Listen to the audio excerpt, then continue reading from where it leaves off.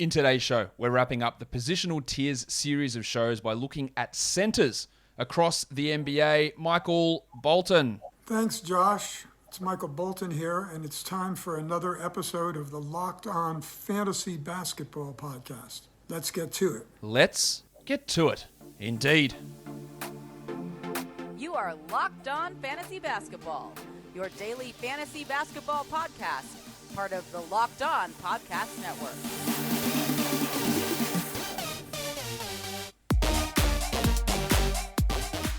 Hello and welcome to the Locked On Fantasy Basketball Podcast, brought to you by Basketball Monster. My name is Josh Lloyd and I am the lead fantasy analyst at basketballmonster.com and at Yahoo Sports Australia. And you can find me on Twitter, as always, at redrock_Beeble and on Instagram at Locked On Fantasy Basketball. We have done point guards, shooting guards, small forwards, power forwards. So, of course, it's time for centers in the Positional Tiers show. And to talk positional tiers, I am joined, of course, by the one and the only Matt Smith. Smitty. I remembered it. You remembered. Good work, Josh. How are you? I'm good. We're here to talk centers. If you want an explanation of the tiers, go back and listen to the small forward show or the point guard show where we talked about what the positional tiers mean and how we can utilize them in a draft. But Matt, let's just get straight into it. I don't think anyone's going to be surprised at tier one. We've got Big Chungus.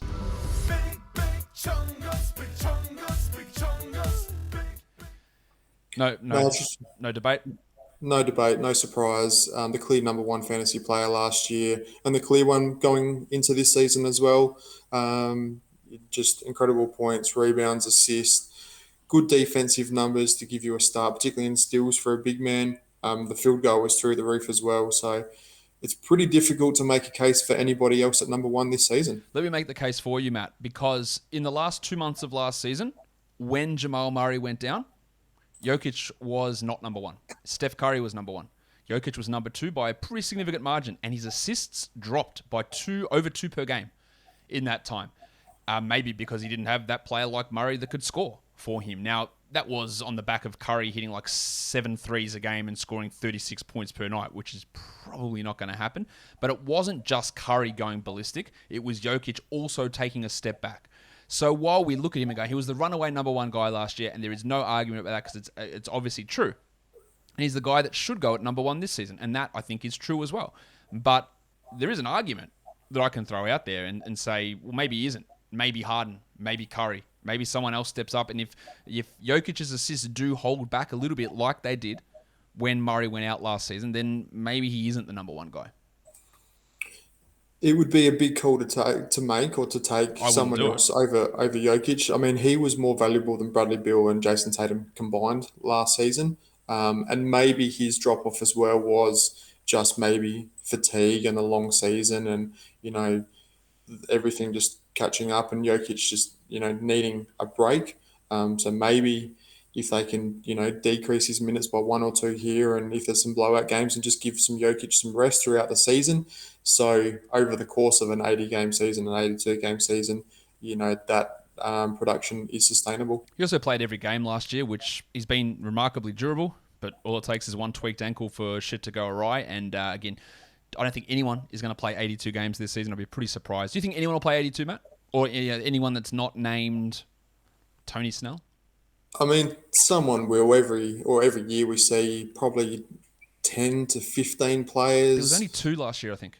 A couple of years ago, there was like sort of 15 to 20, but it has dropped off a bit. But, I mean, someone will. I'm not going to give you a name because there's, 400 players to choose from, but it's a long shot. Let's have a look. I want to have a look to see who played 72 last year, apart from Jokic. Let's have a look at who played those, if I can do that. I think it was Jokic and Dwayne Bacon, to be honest, which is embarrassing. Dwayne Bacon played 72, and so did Jokic. Bacon will play 0 this year, I'm pretty confident. But yeah, I think they're into played the actual all 72. Remarkably, there was a few that played 71, but I'm scrolling through. Oh no, Justin Holiday played 72. My mistake. He was the third one. So there was RJ Barrett. If it's a Zubats, I'm wrong. 5 guys, 6 guys. Duncan Robinson played 72. Well, I guess I was talking shit. There you go. Those guys played 72 last season, but I don't know.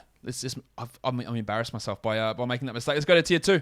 Karl-Anthony Towns, Matt, Chris Finch has a full season to work on this offense. I talked to Timberwolves last couple of days, and they said they think they're going to see a lot more of the ball run through Towns with Finch in charge for that preseason. I'm pretty pumped to see where Towns, what he can do this year. He is falling in drafts a lot. You can get him at the back end of the first round, pick 9 or 10, and that feels insane to me.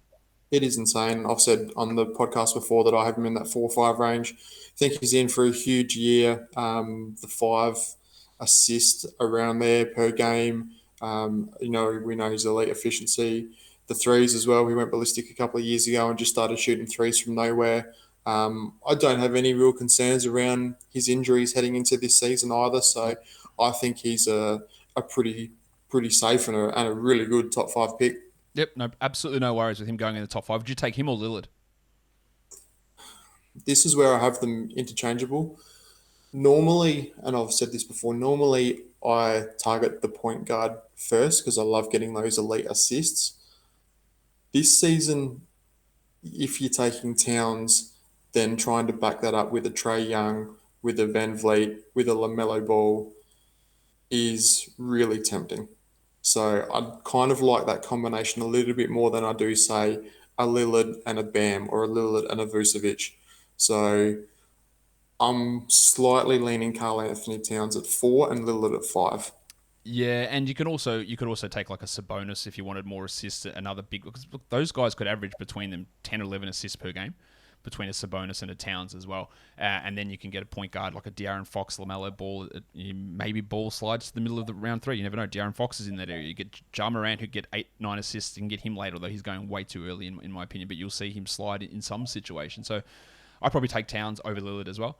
I don't think that's a popular opinion because I believe Lillard's ranking is higher than Towns. Yeah, it is on most places. But yeah, I'd go that direction too. Tier 3.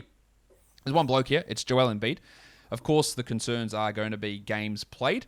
He plays back-to-backs, so we don't have that worry. But of course, just always something seems to go wrong with his knee or his back, and he will miss some time. But he does play back-to-backs now.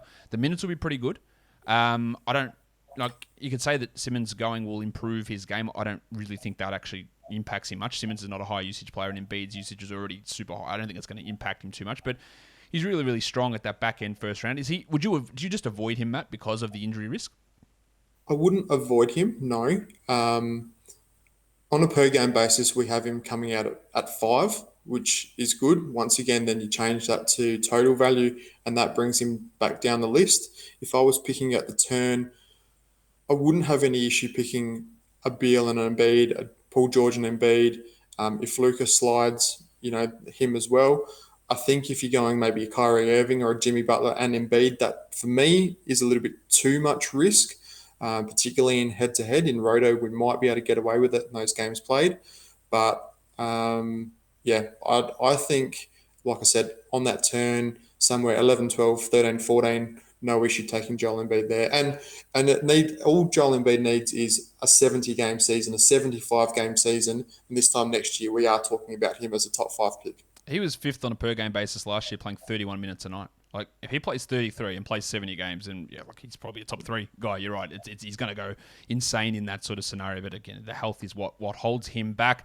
Maybe you like watching Joel Embiid games live on your TV. But then you've got live TV here, then you've got your on-demand shows through another app, and then you've got highlights on your phone, and then you've got your neighbors log in for other shows. There's so much stuff. It becomes clutter. It becomes confusion. Well, I want to tell you about a simple way to get all that entertainment you love without the hassle, and a great way to finally get your TV together. It is called Direct TV Streaming. It brings your live TV and on-demand shows together like never before, so you can watch your favorite shows, movies, and sports all in one place. That means no more juggling remotes and no need to buy another device ever again.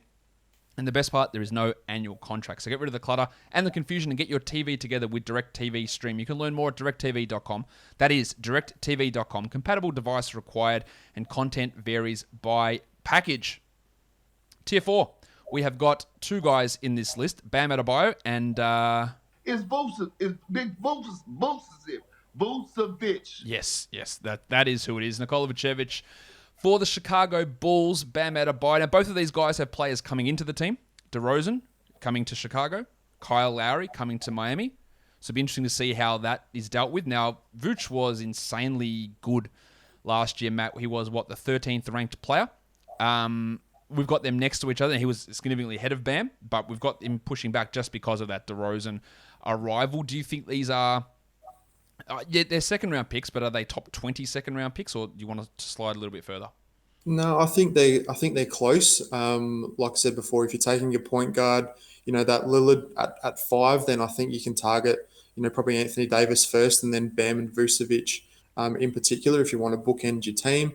I do have some concerns around both of them for, like you said, the players coming on board, and maybe that takes, a touch or two away.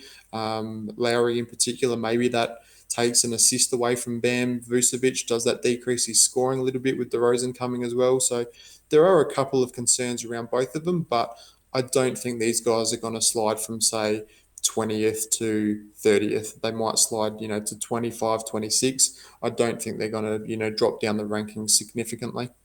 No, neither do I. I think you'll get a slide, and more so for Vooch than for Bam.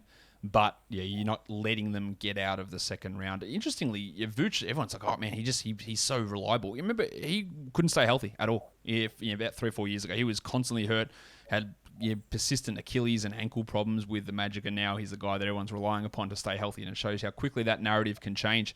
Tier 5, we have got Rudy Gobert. We have also got Richaun Holmes. Now, people look at that and go, those two players aren't the same, but for fantasy, Holmes provides unbelievable value, and you do not draft these guys anywhere near the same level. Holmes will fall significantly lower than this, and he is one of those guys that's consistently a sleeper, ranked 86th on ESPN. Yahoo has woken up and put him at 42. But Matt, and I know you love to look at this, his ADP hasn't adjusted yet, but it will. It's still at 73. But 86 on ESPN, and people are actually drafting him lower than his rank. His ADP is 98. So they're seeing him at the top of that list and going, nah, we don't want Richaun Holmes. So obviously, their heads are in their asses somewhere over there, because he is a really, really impactful fantasy guy. And there is scope for him to get better, because if he plays 34 a night, he can actually be better than this. He can. I like Gobert out of the two, and would probably take him in that 25 to 30-ish range. And then Richaun Holmes, maybe sort of that 40 to 50 type range. Holmes could maybe push down into the next tier. But yeah, we know what Rudy Gobert is, and the elite blocks. Richaun Holmes, good blocks, great field goal percentage in particular. So yeah, a couple of nice big men here. Yeah, Rudy gets dinged because of the poor free throw. So if you're happy to punt that, then he does jump up higher than this. And the reason I've got Holmes pushing up a little bit more, he's only played 29 minutes a game last year, and I think, finally, I hope, Luke Walton figures it out and goes, we just need to play him more minutes. We don't need bullshit of Tristan Thompson or Alex Len out there. Let's just give our best player, after we've given him this contract, not their best player, sorry, their best center, their second best player, the minutes that actually can help us win some games, rather than giving him to spuds like Alex Len. Coming off the bench, tier 6, DeAndre Ayton, Jaren Jackson, who you probably could have had in the power forward tier, but he's here now, and big Yusuf Nurkic. Ayton, Matt, let's get a Suns perspective on this, because he was very disappointing last regular season, but he did turn it up in the playoffs. So a lot of people are saying, well, that's it. The light switch has flicked. It's all happening for Ayton, and we're expecting playoff Ayton in the regular season. Do you think that's a realistic possibility? Not for the whole period of the season. I think there'll be parts where, again, DeAndre Ayton is really good. I think there'll be parts where DeAndre Ayton just tapers off a little bit. I think in a couple of seasons' time, we hope and we want DeAndre Ayton to be that guy across, 82 games where he can put up 20 and 10 and 1.5 blocks and really good efficiency. And Jaren Jackson Jr., like I said, probably in power forwards, but coming back, hardly played last season. We really need to see some consistency from him. Yusuf Nurkic, I like him for a bounce-back season as well.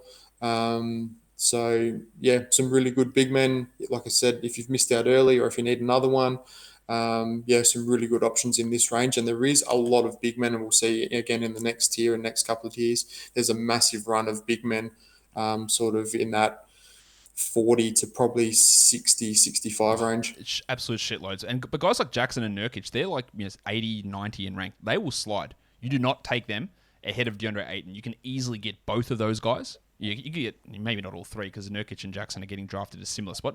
Jackson you'll see push up into the 50s. I think Nurkic, again, hated how he was used last year. He was obviously out of shape. then had the broken wrist, and then hurt his calf again, and the injuries killed him. But I think he's going to have a really, really big season this year, and you can get him at a pretty sizable discount coming up. Tier 7, bunch of guys. Go ahead. Josh, do you take Holmes over Ayton? I'm just going to have a look to see where I've got him projected. I actually, looking at, I think maybe I do take Ayton. I just think the scoring upside is higher for him.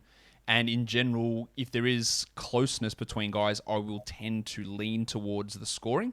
But again, that's going to depend on what I did earlier on with some of my earlier picks, whether I'm punting points, or whether I'm super strong in it, or whether I need a boost there as well. I probably do take Ayton ahead of Holmes, but it's pretty close. And then Holmes ahead of Nurkic? Yep, and I can get Nurkic later on. But even though I think Nurkic's upside is higher than Holmes, the chance of him getting there is maybe not quite where it needs to be. This next tier is really interesting. This is where you talk about all these centers, just blowing up and coming off the board. We've got Miles Turner, who's unbelievably ranked outside the top 100 on ESPN. We've got the Rock DJ, Robbie Williams. There's Clint Capella. There's Jonas Valanciunas and Big Alf Stewart. Is that you, Mr. Stewart? Well, who the hell else do you think it'd be? Get in here, you pair of flaming galahs. Isaiah Stewart you can get real late as well. So depending on your Turner, you might find late as well. Turner you might find early, but Stewart you can get really late. I'm pretty excited about what he can bring this season. Do you have a preference with these guys? Because Rob Williams, you could go at 100 if your league's not switched on. You could go at 30 if your league is really super aggressive. So big ranges for a lot of these guys. Yeah, they are. And we should point out that there is I haven't looked at tier 8, but I think there's only one guy in there. And there is a big drop-off between this tier and the next tier. So make note of that. Robert Williams, I think if you are going to draft him in the 3rd round, I think that's a big mistake. I think apart from Rudy Gobert, when people have targeted elite blocks early... Shout out to Mitchell Robinson. Yes, and I've got 4 names for you, Josh, and Mitchell Robinson is one of them. The other one is Miles Turner, who people were trying to draft early last season, and the season before it didn't work out. Nerlens Noel, you can throw into that mix. And going back for the old school fantasy players, Larry Sanders as well. All of those guys who people have targeted early to get elite blocks, it has backfired. So that is my concern around Robert Williams if you are going after him in the 3rd and 4th round. If you can get him in the 5th and 6th, by all means, go for it. Plenty of upside there. Miles Turner, elite blocks. Clint Capella, elite blocks. Valanciunas, elite efficiency. Isaiah Stewart, love what he can offer as well this season. So a really, really good group of players and centers. Yahoo's brought Rob Williams' rank into 55. His ADP is 95, so it was way lower than that. But on ESPN, he's still well outside the top 100. So you might be able to get him at a steal there. But you hear of competitive leagues where he goes in the 3rd round. And again, it's too high. You're right. Because if he doesn't block big shots, and if the field goal percentage drops 5 percentage points, then what the hell else is he doing? He's not bringing those numbers. And the same with Turner. Like if you look to get him at the 3.4 blocks that he blocked last year, it's just insane. Like you're not expecting that. He still might lead the league at 2.6 blocks per game. And that is a huge, huge drop from where he was last season. And that's a possibility. I think Capella's probably the most stable of these guys that we hope. And Valanciunas, I don't know. Is he going to need 28 minutes or will he play 24 minutes in New Orleans? The Locked On Pelicans host thinks he's more in that 24-25 range versus the 28 that he played in Memphis. So he could be full way off. And I'm pretty excited about what Stewart can bring as a 27, 28 minute a night starter with upside to push to 32 depending on how they deploy him and Kelly Olynyk in that role. Tier 8, you mentioned it, Matt. There's one bloke here, perennially underrated Jakob Poeltl. Yeah, and like I said, a massive drop-off. So, huge. Target your centers in that sort of 6th, 7th tier, which we're, like I said, we're talking, probably 40 to 60 range. And then you can grab some other positions and some other guys. Then if you need blocks late, Jakob Poeltl is a great option. Good rebounding, strong field goal again. How's his free throws? Free throws aren't good, Did he hit to say the least. 40% or something last year?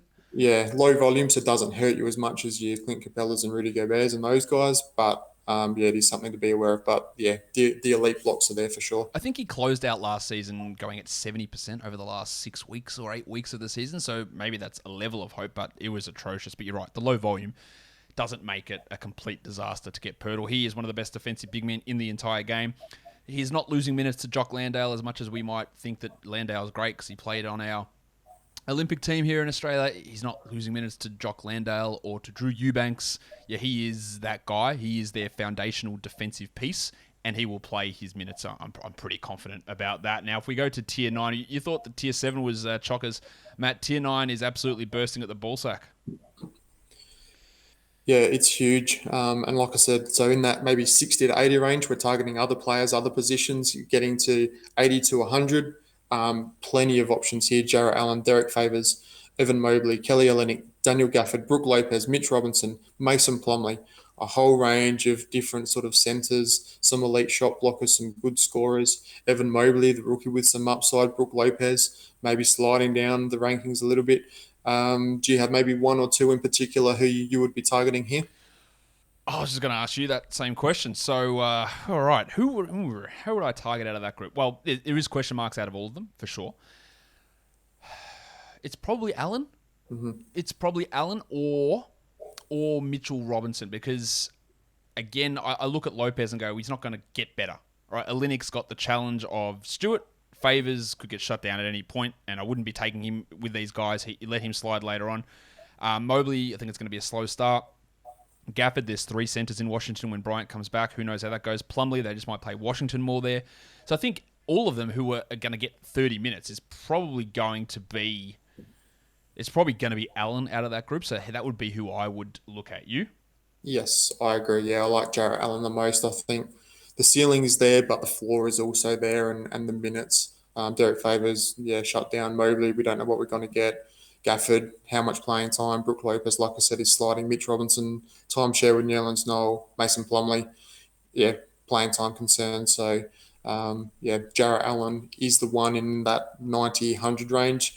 He's the one I'll be targeting. After thinking about which player I wanted in that area, I'm out of energy, and I need to replace it by getting a delicious Built Bar. I'm going to go downstairs after this, Matt, and I'm going to enjoy my final Built Bar. I'm going to go taste that. It's coconut flavor. It's going to be beautiful. I can't wait. But if you want to get your hands on a Built Bar, go to Built.com, and you can find the best tasting protein bar ever, whether it's coconut, cookies and cream, mint, orange, raspberry, strawberry, German chocolate, whatever flavor it is that you like. Built Bar has it for you, and these are not just delicious. They are good for you. 17 to 18 grams of protein, 130 to 180 calories, 4 to 5 grams of sugar, and 4 to 5 grams of net carbs. So go to Built.com and use the promo code LOCKED15, and that will save you 15% off your order at Built.com. Built Bar are the best tasting protein bars ever. Football is ready to go. I think by the time you listen to this, the first game of the season has already started, but if not, you can go put a bet on it at Bet Online, which is the place to go for pro and college football action this season. You can get updated odds, props, and contests, including online's biggest $500,000 NFL mega contest and the world's largest $200,000 NFL Survivor contest. If you are listening to this before the opening night game, make sure you use their opening night super promo where you can put a bet on and get refunded up to $25 by using the promo code NFL100 as a new customer. Bet Online is the fastest and easiest way to bet on all your favorite sports, from basketball, boxing, football, even your favorite Vegas casino games. So don't wait. Take advantage of all the offers they've got for the 2021 season. BetOnline are your online sportsbook experts. All right, a couple of tiers to go here, Matt, for centers. Tier 10, Al Horford, Wendell Carter Jr., and Nerlens Noel. One of those guys is a backup, and that's Noel. One of those guys might be a backup, and that's Wendell Carter Jr., and the third guy might also be a backup in Al Horford in terms of what he does in Boston. So how those position battles all figure out in preseason and training camp is going to be really, really important to see. Who do you think has got the highest upside out of that group? Yeah, that's a really tough one. I do still like Wendell Carter Jr.'s game as a whole, and think he can have some nice fantasy value. I just worry about how him and Bamba are going to be used. Nerlens Noel, we saw last season, elite defensive numbers when Mitch Robinson went down, and Al Horford. I tend to stay away from him just for the age and the rest risk. Might be some good lines early and maybe a sell high opportunity, but over the course of the season, just don't think he'll have that sustainability. One thing we know about Al Horford is he will not be shut down this season. That is not going to happen. He might get hurt. That can happen to anybody at any point, but he's not going to be like, Al, go home and you're helping us be too good, like happened for him with the Thunder last season. Tier 11, it is the guy who is challenging Wendell Carter Jr. for the playing time in Orlando. Philip Rossman-Reich of Locked On Magic thinks that it will be Carter's job, and he'll get the bulk of those minutes. But if they play equal minutes, Mo Bamba is the guy that you want. He is a better fantasy contributor on a per-minute basis. And then there's also Montrezl Harrell here, who, Matt, he could play 28 minutes a night in Washington, or legitimately they could say Gafford and Bryan are our centers, and Harrell, we just don't need you here. Like, you're an expiring deal and you're not part of our future. So it's really up in the air for both Harrell and Bamba, probably even more so for Harrell, though. Yeah, and like we mentioned in the power forward tiers, there's just probably 6 or 7 guys there in that front court who can go through, and we'll wait to see how the rotation plays out. And Thomas Bryant coming back from injury at some point. Mo Bamba, how are they going to split those minutes? I know you just said that, Wendell Carter Jr. potentially with your locked on contact there, and, he'll get the lion's share. But what happens if it doesn't work out? Do they go to Mo Bamba? Do they just try to play them or give them a timeshare early on and then work it out and see which one is better? Is it a matchup thing? Is it how is that going to work? It's messy as shit. I got no idea how it's going to work out. I think that they start like a 26-22 situation, but it's a new coach. We know Steve Clifford hated Mo Bamba. We know that. We don't know what Jamal Mosley thinks of him. He might hate him as well. He might hate him even more. And they've got a third center in Robin Lopez who's actually useful. So if they say, well, Bamba, look, you can't be out there on an NBA court, and we don't think you can actually develop. Like, you might be out of the rotation, or they might say, my God, you're averaging 3 blocks a game.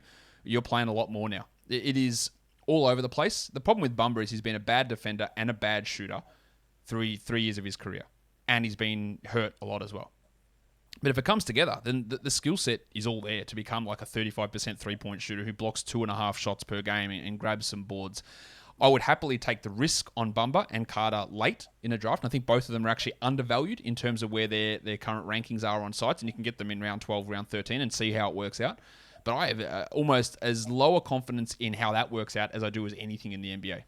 Yeah, it's going to be really interesting. And both of those guys could go undrafted. So you're really going to have to watch that situation in the first couple of weeks. And one of them in particular, if they do get more minutes than the other, could be that hot waiver wire pickup that we need to go after really early. Absolutely. Last tier. I've only got one bloke in this group, and that is Ivica Zubats. I don't know what they're going to do with Serge Ibaka, whether he's going to be ready to go or not. Zubats is fine, Matt. If he played 30 minutes a night, he'd probably jump a couple of tiers up here, but there is always some struggles with him getting that much playing time, but he's just like a solid guy at this point in the draft. Yeah, he is. Like you said, unfortunately, he doesn't get 28 or 30 minutes a night that could really bump him up. Sits around 20, 22. Yeah, a nice guy if you need some rebounds and some field goal efficiency. But unfortunately, that playing time isn't there, which will keep him off rosters, for any length of time.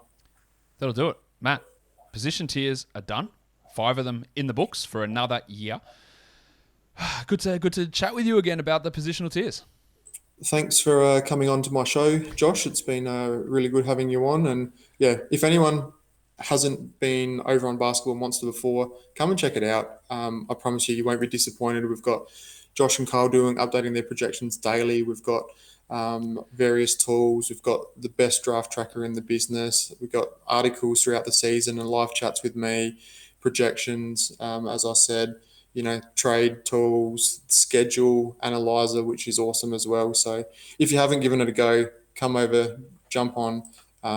It'll be well worth it. I'm also less likely to tell people in the comments on Basketball Monster to fuck off, which I am, which I do on Twitter all the time. So just you get a bit more of a safer place where you get probably less of the aggression that maybe sometimes I will show on the Twitter account. Matt, follow Matt on Twitter at SManSports. I'm at RedRock_Beeble. If you want to be told to fuck off, you can join me over there as well.